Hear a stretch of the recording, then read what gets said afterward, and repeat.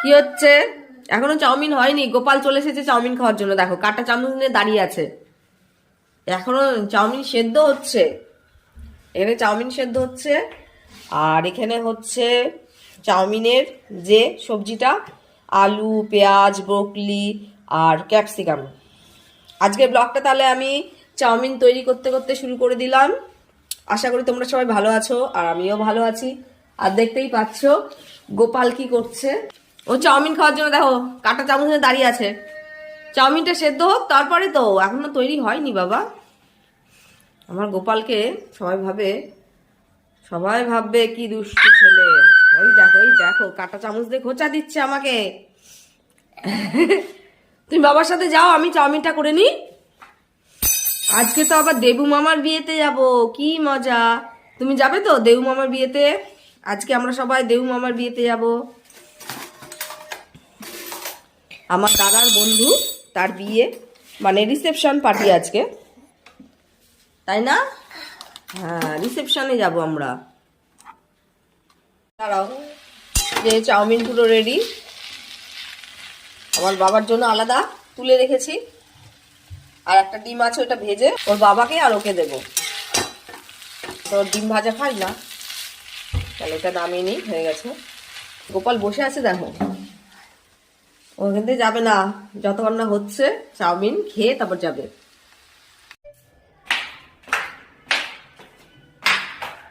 এখন যাচ্ছি রান্না করতে। আজকে করব গন্ধরাজ কাতলা। চলো তাহলে কি করে করি। এটা অন্ধকার, ভূতের মতো লাগছে পুরো। তাহলে গন্ধরাজ কাতলাটা করি, তোমাদের সাথেও শেয়ার করব কি করে করছি আমি। লাইটটা জ্বালাই, অন্ধকার। তাহলে শুরু করা যাক। এই যে মাছগুলো জলে ভিজিয়ে রেখেছি। গন্ধরাজ কাতলা গরম ভাতের সাথে দারুণ লাগবে। রেসিপিটা ভালো লাগলে একটা লাইক করবে, আর আমার চ্যানেলটাকে সাবস্ক্রাইব করে দেবে, ঠিক আছে? এখানে আমি মাছটাকে ম্যারিনেট করব। স্বাদ মতো নুন দেব, 1 চামচের মতো গোলমরিচের গুঁড়ো দেব। এবার দিয়ে দেব গন্ধরাজ লেবুর রস, অল্প একটু দিয়ে ভালোভাবে ম্যারিনেট করে নেব। এই গন্ধরাজ লেবু দিলে মাছটার একটা গন্ধ থাকে, সেটা পুরো চলে যাবে। আর যেহেতু গন্ধরাজ কাতলা, এই জন্য এটাতে লেবুর পরিমাণটা একটু বেশি দিতে হবে, আর একটু হালকা টকটক হবে। তো এটাকে ভালো করে মাখিয়ে নিচ্ছি। এবারে কিছু সময় এটাকে রেখে দেব, তাতে এই ফ্লেভারটা ঢুকে যাবে। 5টা কাঁচা লঙ্কা আর কয়েক টুকরো আদা একসাথে পেস্ট করে নেব। একটা বাটিতে 2 চামচের মতো টক দই নিয়ে নেব, সেটাতে সামান্য নুন দেব, আদা কাঁচা লঙ্কার পেস্ট দেব, পোস্ত আর সাদা সর্ষে একসাথে বেটে রেখেছিলাম সেটা 2 চামচের মতো দিয়ে, আর একটু সামান্য জল দিয়ে এই মশলাটা খুব ভালো করে মিক্স করে নেব। স্বাদ মতো একটু চিনি দেব।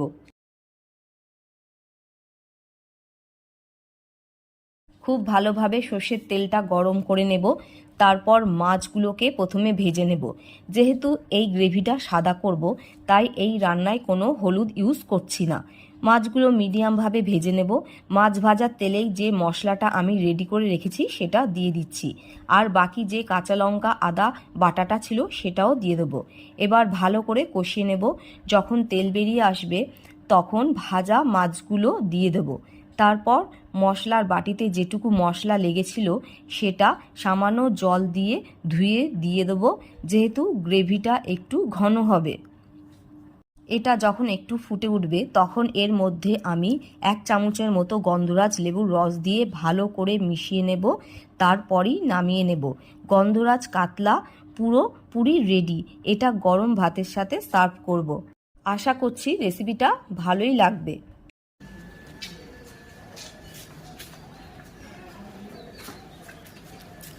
এই গাছটা দেখো কাগজ ফুলের, দারুণ হয়েছে। কালারটাও খুব সুন্দর, আর গোলাপি একটা আছে, দুটোই সুন্দর হয়েছে বেশ। আম করে না বাবা। আজকে ভাবছি বেগুন পোড়া খাবো, তার জন্য উনুনটা একটু পরিষ্কার করে নিচ্ছি, কারণ অনেকদিন এই কাঠের উনুনে কিছু করা হয়নি। তার জন্য আজকে ভাবলাম বেগুন পোড়া খাবো। আর এই যে একজন তো খেয়েই যাচ্ছে। উনুনটা একটু পরিষ্কার করে নিচ্ছি, তারপরে সব কাঠ দিয়ে ভালো করে সাজাবো। এই যে সব কাঠ, এগুলো সব আমাদের বাপের বাড়ির গাছের, আমার দাদা দিয়ে গিয়েছিল। ওরও ওই যে বাবা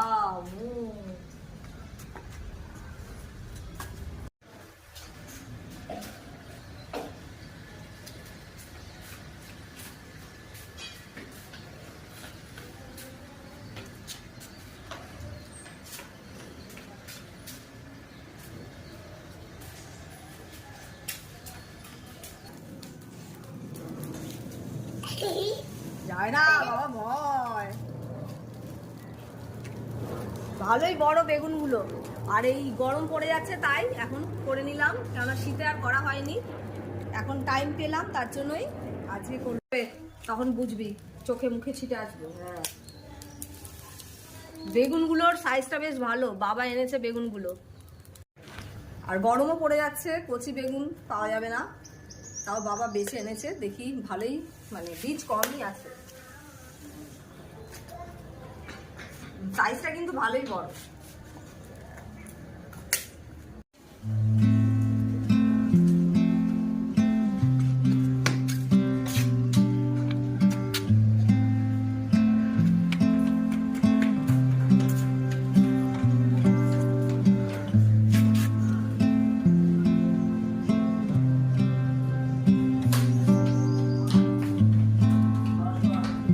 চলো চলো, ওই যে আসে, চলে গেছে বাবা, আগে চলে গেছে। এই যে আমরা সবাই এখন দেবুদার বিয়েতে যাচ্ছি। এই যে জামাইবাবু, আমার বর্তি, আর এদিকে মেজদি, আর পুচকু বাবা গোপাল।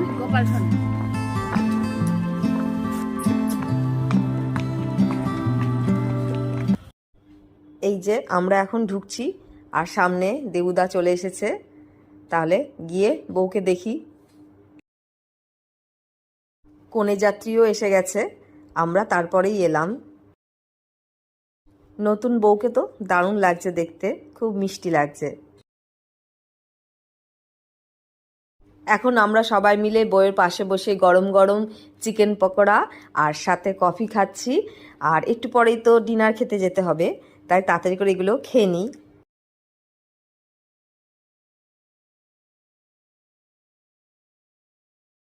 গোপাল এখানে খোলা মাঠ পেয়েছে, তাই একটু দৌড়ে নিচ্ছে।